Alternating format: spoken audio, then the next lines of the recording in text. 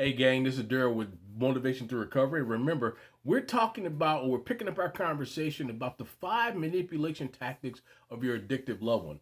You know, we know that when our loved ones are in addiction, that they like to manipulate, they try to control the situation, they try to convince us to do whatever, give them money, give them drugs, just so we can we can leave them alone, that kind of thing, or they can leave us alone, or whatever the case may be.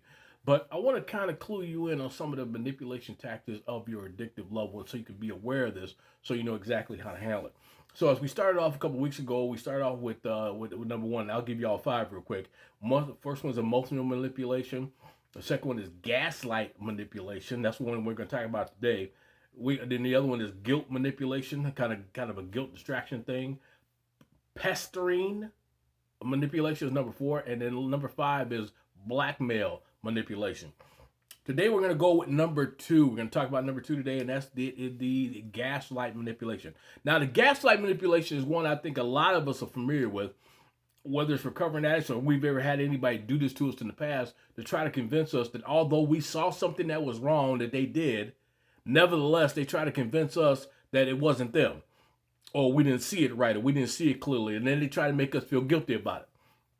Well, it kind of goes like this. I had a friend of mine tell me about his son. He was driving down the street and he saw his son passing a joint off to one of his friends. They were smoking it back and forth.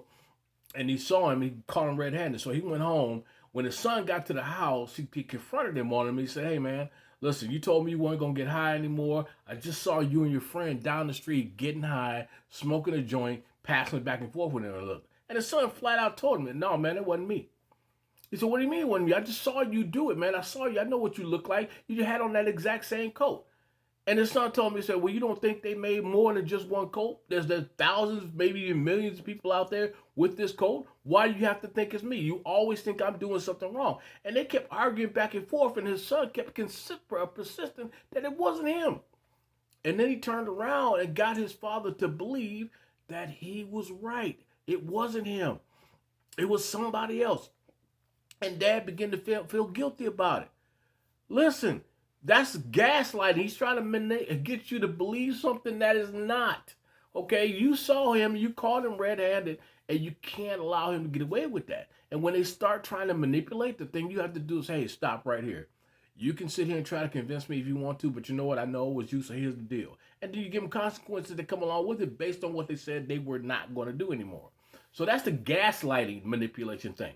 Drop a comment below and let us know exactly how you went about gaslighting somebody, or maybe you got gaslighted in the process. And remember, like, share, and subscribe to this page, and share it with people who you know can use this information. I'll be back next week to share the rest of the 5 manipulation tactics of an addictive loved one.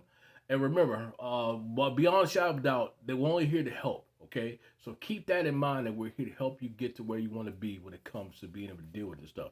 I'm Daryl with Speaking Life to you. Remember, you are somebody, or I'm Daryl with Motivation Through Recovery. Remember, you are somebody and you do matter.